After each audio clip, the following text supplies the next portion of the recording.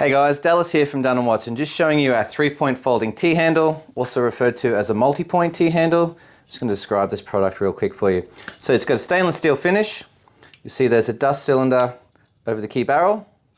This is a key locking handle. It's called a folding T because you'll see that T-bar folds into the dish like so. To operate this handle, it will go from 12 o'clock to 3 o'clock by simply turning that T-bar. It's called 3-point locking because your first point of lock will be your tongue, but you can add 1 or 2 rods, making it 2 or 3-point locking. The install of that's very simple. You just remove the pin, fit the clip, put it back on, and now you've added additional points of lock. And as you turn that T-bar, those rods will also move as well, going in and out of the pilot hole, the other end of your door. You get a little over a 2400mm wingspan with these rods, and you would simply chop them down to the width that suits your application. If you have any other questions though, please give us a call or flick us an email.